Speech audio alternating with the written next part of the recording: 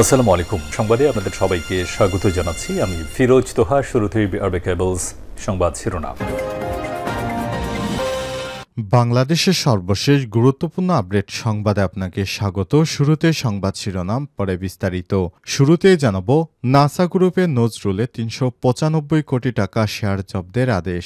NASA গ্রুপের কর্ণধার নজরুল ইসলাম মজুমদারের ৬টি বাড়ি ও পূর্বাঞ্চলের ৮টি প্লট জব্দের নির্দেশ দিয়েছে আদালত। একই সঙ্গে তার ৫৫ কোম্পানির ৫৬,৬,৫৮,০০০ শেয়ার ফ্রিজ বা অবরুদ্ধ করার আদেশ দেওয়া হয়েছে। আজ ঢাকা মেট্রোপলিটন সিনিয়র স্পেশাল জাজ মোহাম্মদ জাকির হোসেন গালিবের আদালত দুদকের আবেদনের পরিপ্রেক্ষিতে আদেশ দেন।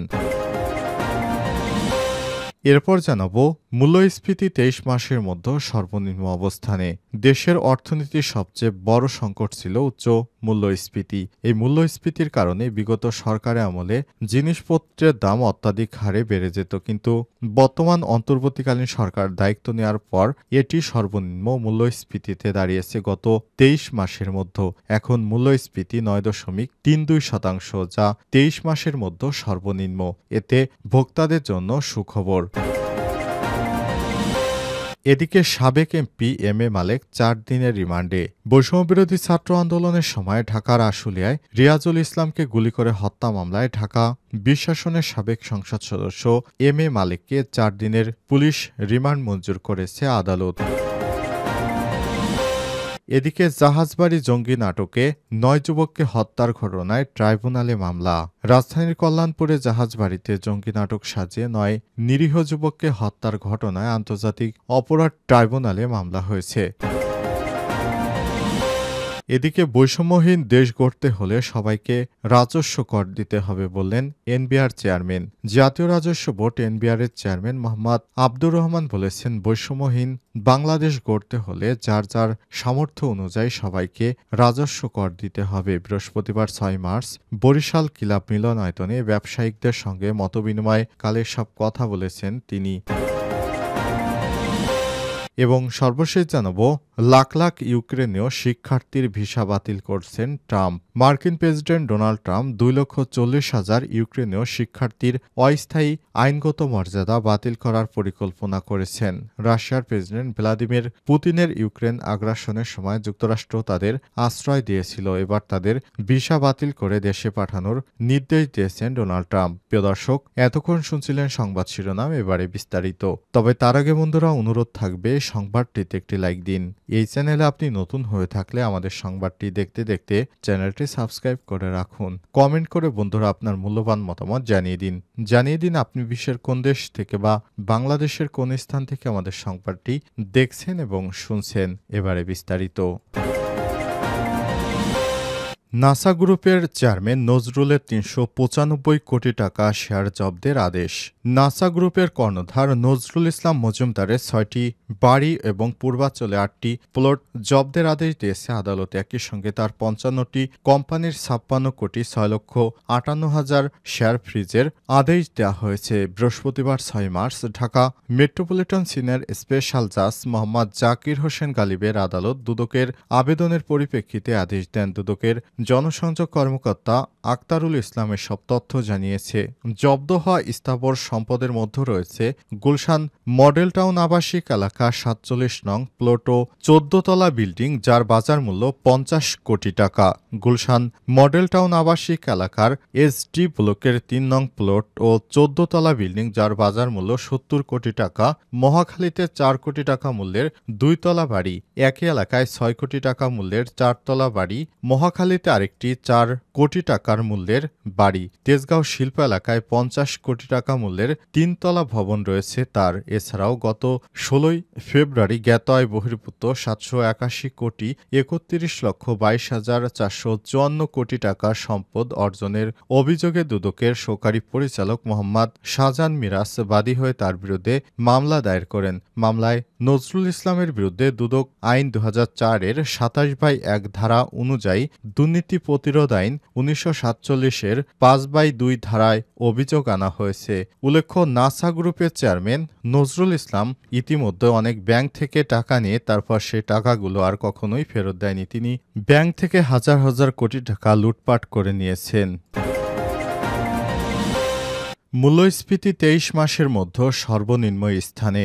দেশের অর্থনীতির সবচেয়ে বড় সংকট ছিল উচ্চ মূল্যস্ফীতি। উচ্চ মূল্যস্ফীতির কারণে দেশের মানুষের প্রত্যাহিক জীবন সংকটের মধ্যে পড়েছে। তবে গত ২ মাস মূল্যস্ফীতি কমেছে। ফেব্রুয়ারিতে মূল্যস্ফীতি কমে দাঁড়িয়েছে ৯.৩২%। ঘরে এসেছে গত ২৩ মাসের মধ্যে সর্বনিম্ন মূল্যস্ফীতি। বাংলাদেশ পরিসংখ্যান ব্যুরো প্রকাশিত মাসিক ভোক্তা মূল্যসূচকে তথ্য উঠে এসেছে। বাংলাদেশের অর্থনীতিতে উচ্চ মূল্যস্ফীতির ধকল মূলত শুরু হয় ২০২২ সালের অগস্ট মাস থেকে। এই মাসে তেলের দাম হুট করে বাড়ায় সরকার, কারণ মূল্যস্ফীতি ৯.৫%-এর উপরে চলে যায়, যার নামানো সম্ভব হয়নি ওই সরকারের সময়। পতিত আওয়ামী লীগ সরকারের রেখে যাওয়া সবচেয়ে বড় সংকটগুলোর একটি হচ্ছে উচ্চ মূল্যস্ফীতি। তবে অন্তর্বর্তীকালীন সরকার দায়িত্ব গ্রহণের পর কিছুদিন পর মূল্যস্ফীতি থাকলেও গত ২ মাসে তা কমতে শুরু করেছে। আর এই ফেব্রুয়ারি মাসে দেশের গড় মূল্যস্ফীতি ৯.৩২%। ফেব্রুয়ারিতে মূল্যস্ফীতি ৯.৩২%-এর অর্থ হল ২০২৪ সালের ফেব্রুয়ারিতে যে পণ্য কিনতে আমাদের ১০৯ টাকা লাগত, বর্তমানে তা ১০০ টাকায় কেনা যাচ্ছে, অর্থাৎ প্রতি ১০০ টাকায় ৯ টাকা এখন থেকে কম লাগবে।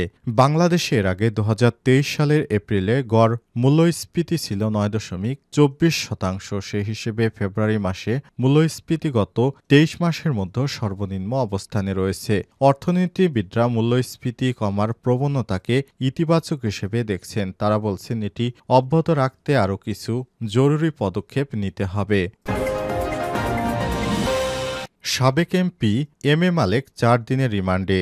বৈষম্যবিরোধী ছাত্র আন্দোলনের সময় ঢাকার আশুলিয়ায় সিরাজুল ইসলামকে গুলি করে হত্যার মামলায় ঢাকা ২০ আসনের সাবেক সংসদ সদস্য এম এ মালেককে ৪ দিনের পুলিশ রিমান্ড মঞ্জুর করেছে আদালত। বৃহস্পতিবার ৬ মার্চ ঢাকার senior judicial special magistrate Mohammad Tajul Islam সোহাগের আদালত শুনানি শেষে রিমান্ডের আদেশ দেন। এর আগে মামলার তদন্ত কর্মকর্তা আশুলিয়া থানার উপপরিদর্শক ওমর ফারুক তার ৭ দিনের রিমান্ড চেয়ে আবেদন করেন। রাষ্ট্রপক্ষের আইনজীবী এ এম কামাল খান বলেছেন, রিয়াজুল হত্যাকাণ্ডে এম এ মালেকের প্রত্যক্ষ মদত রয়েছে। এম এ মালেকের পক্ষে ফিরোজ আলম রিমান্ড বাতিল চেয়ে আবেদন করেন। শুনানিতে তিনি বলেন, তিনি একজন বয়স্ক অসুস্থ মানুষ, এজাহারে তার নাম নেই, তাকে জিজ্ঞাসাবাদের প্রয়োজন হলে জেলগেটে জিজ্ঞাসাবাদ করা হোক। গত বুধবার দিবাগত রাতে রাজধানীর মিরপুর থেকে এম এ মালেককে গ্রেপ্তার করে পুলিশ। তার বিরুদ্ধে আশুলিয়া থানায় মোট ৪টি হত্যা মামলা রয়েছে। বৈষম্যবিরোধী ছাত্র আন্দোলনের সময় শিক্ষার্থীদের আন্দোলন দমনে তিনি অনেক শিক্ষার্থীকে গুলি করে হত্যা করেছেন বলে অভিযোগ রয়েছে। এরপরই আওয়ামী লীগের এই এমপিকে গ্রেপ্তার করা হলো। দীর্ঘদিন আত্মগোপনে থাকার পর অবশেষে তিনি গ্রেপ্তার হয়েছেন। জাহাজবাড়ি জঙ্গি নাটকে ৯ যুবককে হত্যার ঘটনায় ট্রাইব্যুনালে মামলা। রাজধানীর কল্যাণপুরে জাহাজবাড়িতে জঙ্গি নাটক সাজিয়ে ৯ নিরীহ যুবককে হত্যার ঘটনায় আন্তর্জাতিক অপরাধ ট্রাইব্যুনালে মামলা হয়েছে। বৃহস্পতিবার ট্রাইব্যুনালের এক আবেদনের পরিপ্রেক্ষিতে চেয়ারম্যান বিচারপতি গোলাম মুর্তজা মজুমদারের নেতৃত্বাধীন ৩ সদস্যের বেঞ্চ এ আদেশ দেন। এ মামলায় সাবেক IGP A K M Shahidul Haque, সাবেক ডিএমপি কমিশনার আসাদুজ্জামান মিয়া ও মিরপুরের তৎকালীন ডিসি জসিমউদ্দিন মোল্লাকে গ্রেপ্তার দেখানো হয়েছে। অভিযুক্তদের আগামী ২৪শে মার্চ আন্তর্জাতিক অপরাধ ট্রাইব্যুনালে হাজির করতে নির্দেশনা দেওয়া হয়েছে। আর প্রতিবেদন দাখিলের দিন ধার্য করা হয়েছে আগামী ৭ই মে। ট্রাইব্যুনালের প্রসিকিউটর গাজী মনোয়ার হোসেন তামিম বলেছেন, ২০১৬ সালের ২৬শে জুলাই কল্যাণপুর অপারেশন স্ট্রম ২৬ নামে কথিত জঙ্গিবিরোধী অভিযানে নিহত ৯ নিরীহ যুবক। তিনি বলেন, দেশের বিভিন্ন প্রান্ত হতে ভদ্র নামাজি নিরীহ যুবকদের তৎকালীন আইন শৃঙ্খলা রক্ষাকারী বাহিনীর সদস্যরা উঠিয়ে নিয়ে এসে রাজধানীর কল্যাণপুরে জাহাজবাড়িতে জঙ্গি নাটকের নামে সম্পূর্ণ ঠান্ডা মাথায় হত্যা করে। নিহতদের পরিবারগুলোর দাবি, এই জঙ্গি নাটক সাজিয়ে এসব যুবককে হত্যা করা হয়।